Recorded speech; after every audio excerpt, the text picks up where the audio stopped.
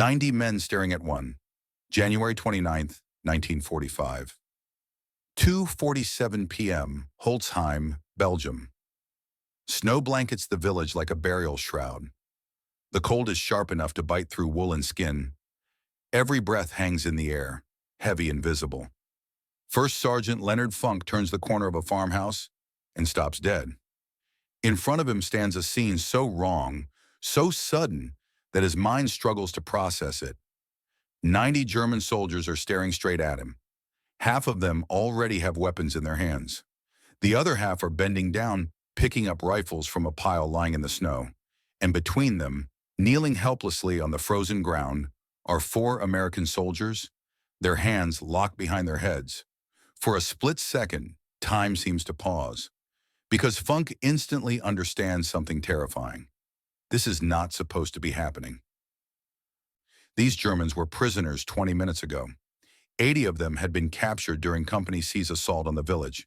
They were guarded by only 4 men, not because that was enough, but because that was all the manpower available. War doesn't wait for ideal conditions. It forces decisions with whatever is left. Now the prisoners are free. Now they are armed. Now they are organizing fast, efficiently, like soldiers who have done this before. They are preparing to attack Company C from the rear. If that happens, if 90 armed Germans strike while the Americans are scattered throughout the village clearing resistance, it won't be a battle. It will be a massacre. A German officer steps forward. He doesn't hesitate. He doesn't speak calmly. He shoves an MP-40 submachine gun into Funk's stomach and screams something in German. Funk doesn't understand a word. He doesn't speak German. Neither do any of the Americans. The officer screams again, louder this time. His face turns red. Veins stand out along his neck. He is furious that this American isn't immediately complying. Funk looks around. 90 Germans, 4 disarmed Americans on their knees, a machine pistol pressed into his gut. The math is simple. There is no winning this fight. The rational response, the safe response, is surrender. But Funk has already learned something in this war. Surrender doesn't always mean survival. And then, instead of raising his hands, Leonard Funk starts laughing. Not a nervous chuckle, not a forced grin. Real laughter.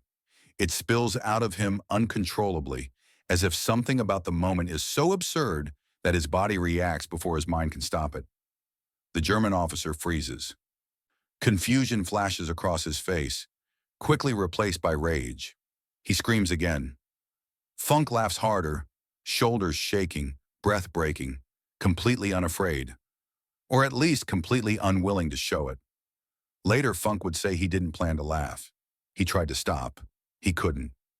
Something about the officer shouting in German, something about the sheer insanity of the situation, triggered it. Whatever the reason, the effect is devastating. This isn't how prisoners behave. Prisoners beg. They plead. They freeze. They don't laugh while a gun is pressed into their stomach. Some of the German soldiers begin to exchange looks. A few even start laughing themselves, unsure of what they're witnessing.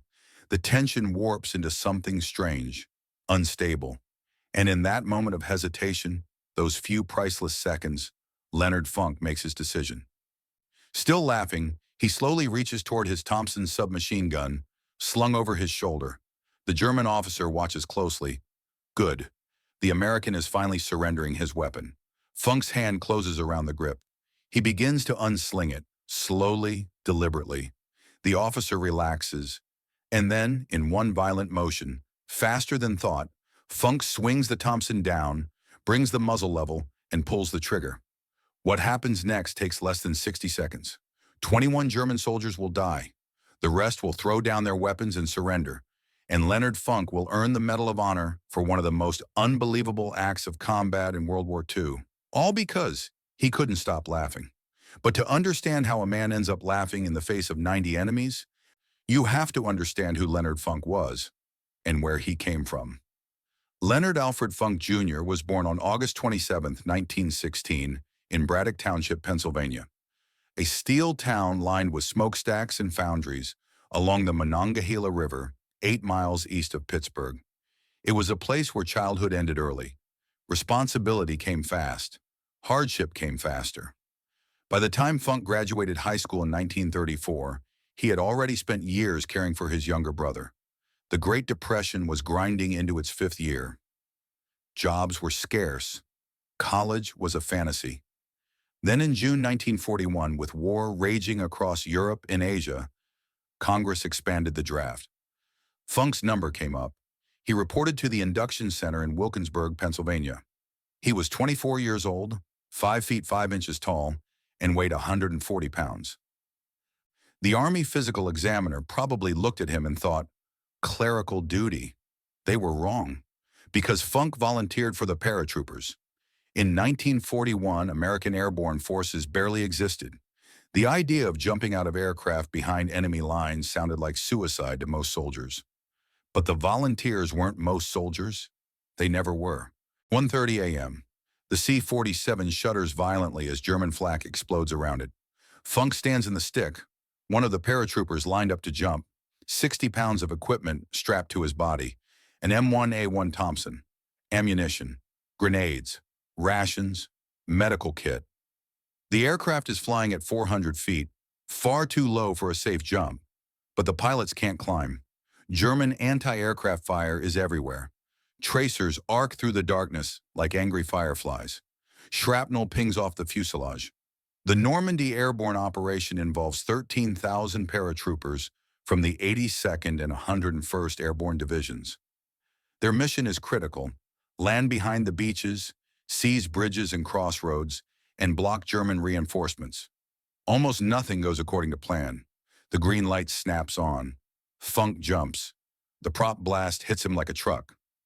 Then the chute deploys, and suddenly the world goes quiet. Below him is occupied France. Enemy territory in every direction. 1:30 a.m. The C-47 shudders violently as German flak explodes around it. Funk stands in the stick.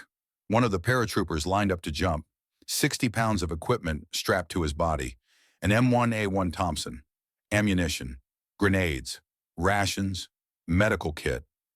The aircraft is flying at 400 feet, far too low for a safe jump, but the pilots can't climb. German anti-aircraft fire is everywhere. Tracers arc through the darkness like angry fireflies. Shrapnel pings off the fuselage. The Normandy airborne operation involves 13,000 paratroopers from the 82nd and 101st Airborne Divisions. Their mission is critical: land behind the beaches, seize bridges and crossroads, and block German reinforcements. Almost nothing goes according to plan. The green light snaps on. Funk jumps. The prop blast hits him like a truck. Then the chute deploys, and suddenly the world goes quiet. Below him is occupied France. Enemy territory in every direction. September 17, 1944. Holland. Operation Market Garden begins. The largest airborne assault in history. 35,000 paratroopers drop into the Netherlands to seize a chain of bridges across the Rhine. If it works, the Allies will be inside Germany by Christmas. Field Marshal Montgomery's plan is bold. Maybe too bold. Everything depends on speed, on surprise, on nothing going wrong. Everything goes wrong. British airborne troops at Arnhem land directly on top of SS Panzer divisions that were never supposed to be there. For 9 days, they fight street to street. Only 2,000 of 10,000 men escape. The phrase "a bridge too far" enters military history. Leonard Funk doesn't know any of this. He only knows his mission. After landing, his company secures their objectives. Standard airborne work until Funk notices something that isn't part of the plan. 3 German 20mm anti-aircraft guns are firing into the sky. They are targeting incoming Allied gliders. Gliders carrying reinforcements, artillery, ammunition, medical supplies. If those guns keep firing, hundreds of men will die before they even reach the ground. The gun position is dug in on high ground near Nijmegen. Roughly 20 German soldiers, sandbags, camouflage, overlapping fields of fire. Funk has 3 men. Doctrine says you need a 3-to-1 advantage to assault a fortified position. Funk is outnumbered 7-to-1. He attacks anyway. Leading from the front, Funk and his 3-man patrol storm the position. They kill the security detachment, overrun the gun pits, and neutralize all 3 weapons. 20 Germans, 3 Americans. The guns fall silent. The gliders land safely. For this, Funk earns the Distinguished Service Cross, the second highest award for valor in the U.S. Army. Now he holds a Silver Star and a DSC. Most soldiers who earn even one are remembered as heroes. Leonard Funk is still not finished. The men who volunteered for the airborne were not normal soldiers. They couldn't be. In 1941, becoming a paratrooper meant accepting a simple truth: the Army was going to try to break you. Airborne training was not about learning tactics first. It was about stripping men down, physically and mentally, until only discipline and stubbornness remained. 5 weeks of relentless punishment, endless running, obstacle courses designed to exhaust, climbing, falling, crawling, carrying weight until legs failed and lungs burned. More than half the candidates washed out. Then came the jump towers, steel skeletons rising into the sky, practice exits, practice falls, practice fear, and finally, the aircraft. The first time a man stands in the open door of a C-47 Skytrain at 1,200 feet, every instinct screams the same command: don't jump. The wind tears at your face. The ground looks impossibly far away. Your parachute is nothing but fabric, cord, and faith. Leonard Funk jumped anyway. He earned his jump wings. He was assigned to Company C, 1st Battalion, 508th Parachute Infantry Regiment, training at Camp Blanding, Florida. In late 1943, the 508th shipped to England and joined the legendary 82nd Airborne Division, the All-Americans. These men were already veterans. They had jumped into combat. They had killed. They had watched friends die in Sicily and Italy. Funk was the new guy. At 27 years old, he was considered old by paratrooper standards. Most of the men around him were barely 20, but Funk had something they didn't. Not speed, not size, not bravado, maturity, a calm steadiness, a quiet competence that made men trust him without being told to. By D-Day, he was a squad leader. Soon after, he would be acting company executive officer. But first, he had to survive Normandy. One day into the offensive, a convoy from the 285th Field Artillery Observation Battalion moves near the Bonnier Crossroads. They run straight into the spearhead of Kampfgruppe Piper, an SS armored battle group. The Americans aren't frontline infantry. They're artillery observers, radio operators, support personnel. They aren't equipped to fight tanks and armored infantry. After a brief firefight, 113 Americans surrender.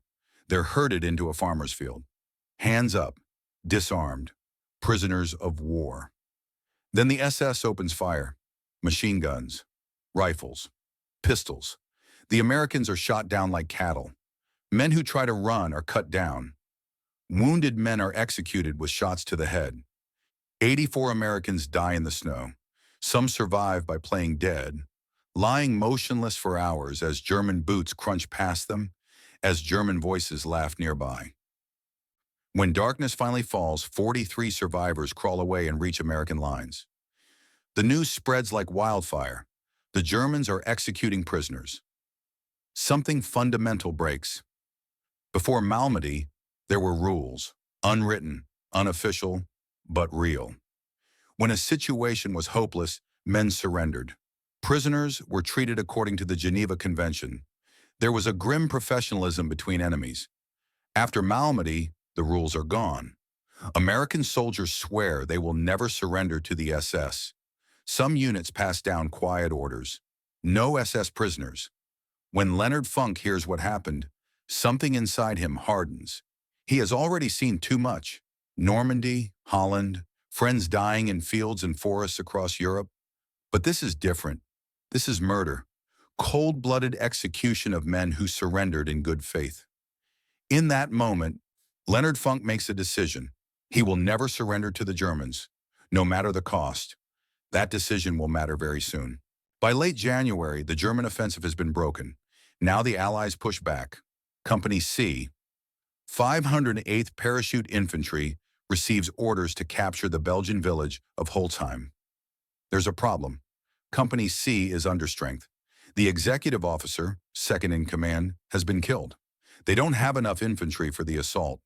Leonard Funk is now the acting executive officer. He looks at the depleted roster and makes a decision. He walks into company headquarters. Inside are clerks, supply personnel, cooks, men whose war has mostly been paperwork and logistics. Funk doesn't sugarcoat it. "You're infantry now," he tells them. "Grab your weapons. We're taking that village." He forms a makeshift platoon. 30 men, most of whom have never fired a shot at another human being. It doesn't matter. He needs bodies. He'll turn them into soldiers. The march is 15 miles through waist-deep snow in a driving blizzard. Temperatures well below freezing. German artillery shells crash around them. Harassing fire snaps in from the flanks. Funk leads from the front. They reach Holzheim. 15 houses, Germans and everyone. Machine guns, rifles, grenades. Funk and his men clear the village house by house. 30 prisoners captured, not one American casualty. Another unit captures 50 more Germans on the far side of town. 80 prisoners total. They're herded into the yard of a farmhouse. Funk looks at his men. They've been marching and fighting for hours. There's still resistance elsewhere in the village. Scattered German soldiers who haven't surrendered yet. He can spare only 4 men to guard the prisoners. "Keep them here," Funk tells them. "We'll send reinforcements when we can." Then he turns and heads back into the fight. He has no idea what's about to happen behind him. December 16th, 1944. Before dawn, the Germans launched their last desperate gamble. 3 armies, 400,000 men, E-400 tanks, E-900 artillery pieces. They crashed through the American lines in the Ardennes forest, driving west toward the port of Antwerp. Hitler's plan is reckless, almost insane. Split the Allied armies, capture Antwerp, force a negotiated peace in the West so Germany can focus everything against the Soviets. Against all logic, it nearly works. The attack slams into thinly held American sectors, units pulled off the line to rest, green troops with little combat experience, exhausted veterans at half strength. Entire divisions collapse. Thousands of Americans surrender. A massive bulge forms in the Allied front, 50 miles deep. The Battle of the Bulge becomes the largest battle the U.S. Army will fight in World War II. By the time it ends, 89,000 American casualties will be counted, and the weather is as deadly as the enemy. Snow, ice, temperatures plunging to 5 degrees below zero. Men freeze to death in foxholes. Weapons jam. Vehicles refuse to start. Frostbite claims fingers, toes, and lives. Then comes Normandy. While Leonard Funk is clearing the remaining resistance in Holzheim, danger is already moving behind him. A German patrol approaches the farmhouse where the prisoners are being held. 10 men, maybe 20. They are wearing white camouflage capes, blending perfectly into the snow. In the chaos of battle, they look almost identical to American troops moving through the village. The 4 American guards don't realize the mistake until it's far too late. The Germans rush them. The guards are overwhelmed, disarmed, and forced to their knees in the snow. Then the patrol frees the prisoners. 80 German soldiers, plus the patrol, 90 men total. They grab rifles from the pile on the ground. Ammunition is distributed. Orders are shouted. Positions are assigned. These aren't frightened prisoners anymore. They are soldiers again. And they know exactly what they're about to do. Attack Company C from the rear. The American paratroopers are scattered throughout the village. If 90 armed Germans strike now, the fight will be over before it begins. The German officer in charge, likely a lieutenant or captain, starts issuing commands. Machine guns here, riflemen there. Wait for the signal. Everything is ready. And then Leonard Funk walks around the corner. Funk has come back to check on the prisoners. Routine. Make sure the guards are still in place. See if reinforcements have arrived. He isn't expecting what he sees. His 4 guards are kneeling in the snow. The prisoners are armed. German soldiers are everywhere. For a fraction of a second, the world freezes. The German officer spots Funk immediately. The first sergeant stripes on his sleeve mark him as a leader, a valuable prisoner. The officer strides forward, jams his MP-40 into Funk's stomach, and screams in German, "Surrender!" Funk doesn't understand the words. The officer screams again, louder. Funk looks around. 90 Germans, 4 Americans helpless on their knees. One other American soldier beside him, equally trapped. There is no escape. There is no backup. The odds are 90-1. Any rational man would surrender. But Funk remembers Malmedy. He remembers 84 Americans murdered in a field after surrendering, shot, executed, left to freeze in the snow. He has already made his choice. He will never surrender. And instead of raising his hands, Leonard Funk starts laughing. No one knows exactly why he laughed. Maybe it was deliberate, a way to confuse the enemy and steal time. Maybe it was stress. Maybe it was the absurdity of it all. An officer screaming in a language Funk couldn't understand. A gun in his stomach. 90 men waiting to kill him. Whatever the reason, the effect is immediate. The German officer hesitates. This isn't how prisoners behave. Some of the German soldiers glance at each other. A few even begin to laugh themselves. The tension fractures. The officer screams again. Funk laughs harder, bending forward, shoulders shaking. "I don't understand what he's saying," Funk calls out. For a few precious seconds, the German officer doesn't know what to do, and Funk uses those seconds. Still appearing to comply, he slowly reaches for his Thompson submachine gun, slung over his shoulder. The officer watches closely. Good. The American is finally surrendering his weapon. Funk's hand grips the Thompson. He begins to unsling it, slowly, carefully. Then everything happens at once. In one fluid motion, Funk swings the Thompson down, snaps the muzzle into line, and pulls the trigger. The M101 Thompson fires 45 caliber rounds at 600 rounds per minute. At this distance, each bullet hits like a sledgehammer. The first burst slams into the German officer's chest. 30 rounds in less than 3 seconds. The officer is dead before he hits the ground. Funk doesn't stop. He can't. The moment he fires, there is no retreat, only victory or death. He pivots, spraying an arc of lead into the nearest Germans. Men scream, men fall. Blood splashes across the white snow. Brass casings fly through the air, steaming in the cold. The magazine runs dry. This is the most dangerous moment. A Thompson takes 2 seconds to reload. 2 seconds is an eternity in a firefight. 2 seconds is long enough for 90 men to kill one. Funk rips the empty magazine out, slams a fresh one in, racks the bolt, and keeps firing. Muscle memory takes over.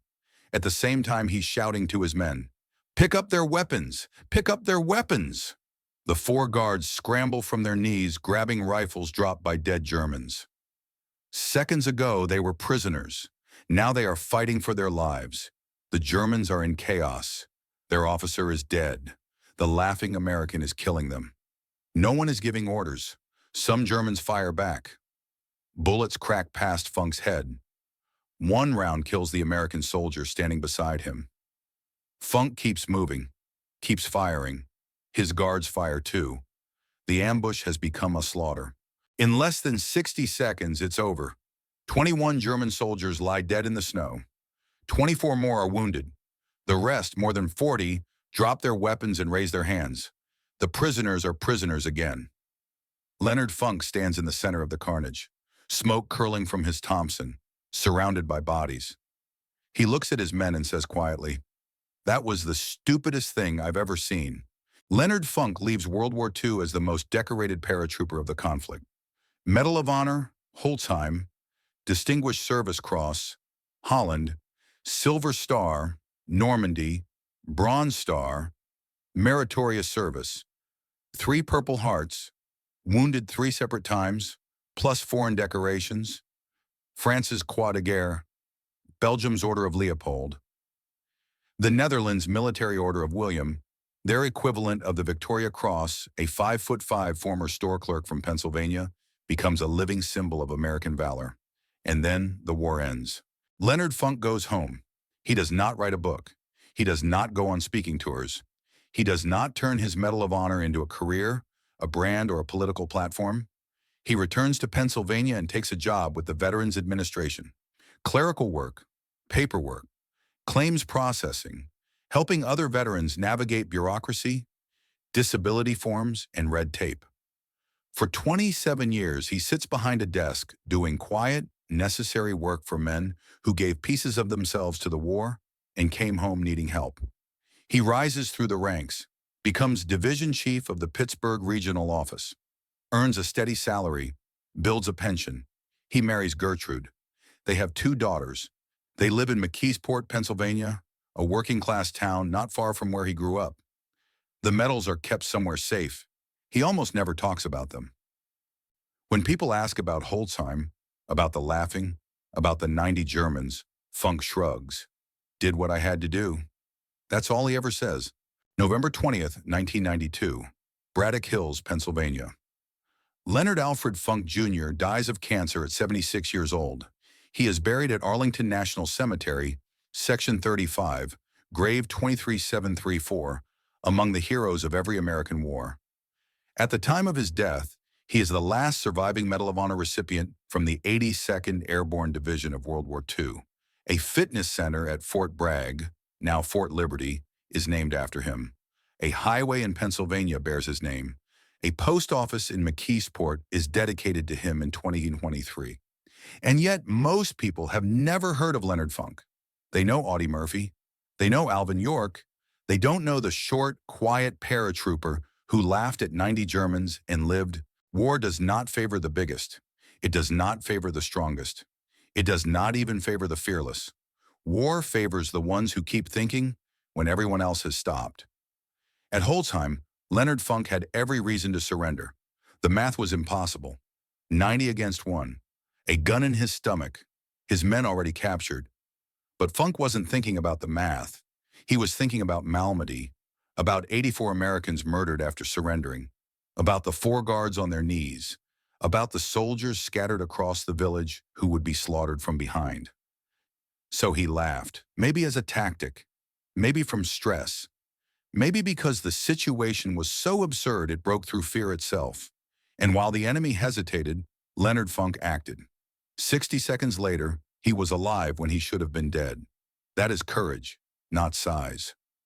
Not strength, not bravado. Courage is what you do when there's a gun in your stomach and 90 men want you dead. The aftermath is almost anticlimactic. Company C secures Holzheim. The surviving German prisoners, this time under heavy guard, are marched to the rear. The snow is trampled with boot prints, shell casings, and blood that slowly darkens in the cold. Leonard Funk reports the incident to his commanding officer. No dramatics, no embellishment, just facts. Another firefight, another day in the war. But stories like this don't stay quiet. Word spreads through the regiment, then the division, then across the 82nd Airborne. The tale hardens into legend. The sergeant who laughed at 90 Germans and killed 21 of them with a Tommy gun. When the Medal of Honor recommendation reaches Washington, no one argues. No one questions it. What happened at Holzheim is witnessed, documented, undeniable. The official citation is blunt and precise. He was ordered to surrender by a German officer who pushed a machine pistol into his stomach. Although overwhelmingly outnumbered and facing almost certain death, First Sergeant Funk, pretending to comply, began slowly to unsling his submachine gun from his shoulder, and then, with lightning motion, brought the muzzle into line and riddled the German officer. It goes on. He then turned upon the other Germans, firing and shouting to the other Americans to seize the enemy's weapons. On September 5, 1945, at the White House, President Harry Truman places the Medal of Honor around Leonard Funk's neck. Truman looks at him and says words that will be repeated for generations. "I would rather have this medal than be President of the United States."